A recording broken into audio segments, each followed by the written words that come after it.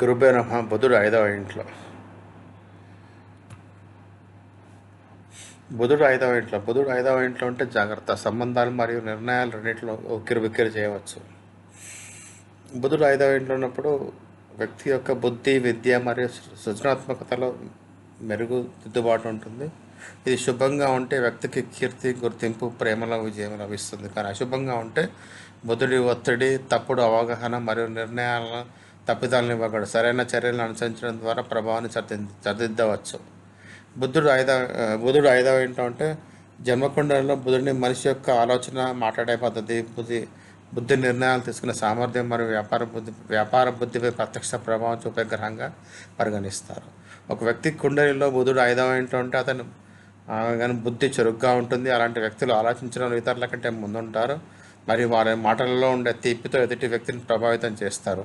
5వ ఇల్లు పిల్లలు, విద్య, సృజనాత్మకత, ఆలోచన, ప్రేమ మరియు మానసిక స్థిరత్వానికి సంబంధించింది. అందువల్ల బుధుడు ఇక్కడికి వస్తే వ్యక్తి యొక్క మానసిక సామర్థ్యం మరియు జ్ఞానంలో అభివృద్ధి ఉంటుంది.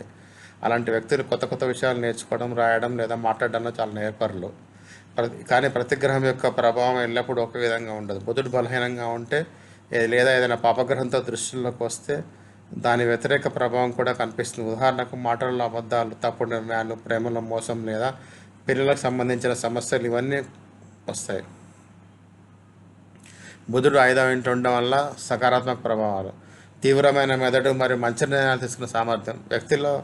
ఈ స్థితిలో వ్యక్తి మెదడు చాలా వేగంగా పనిచేస్తుంది.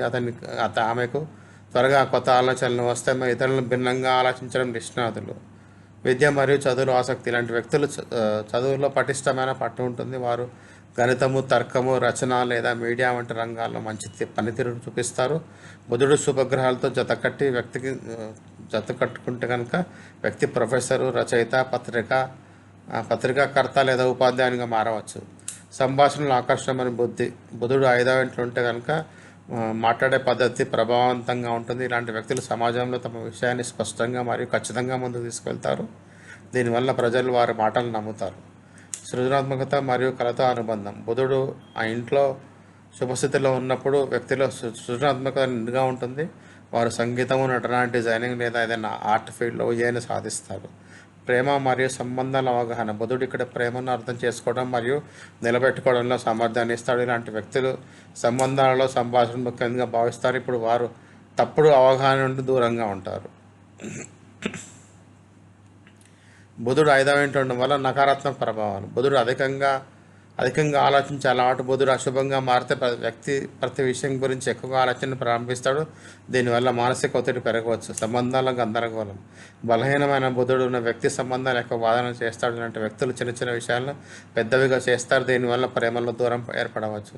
విద్యలో అడ్డంకులు లేదా ఏకాగ్రత కోల్పోవడం: బుధుడు కొన్నిసార్లు అశుభంగా ఉండడం వల్ల చదవడంలో మనసు లగ్నం కాదు లేదా వ్యక్తి త్వరగా ఏదైనా విషయాన్ని నుండి దృష్టి మరల్చుకుంటాడు.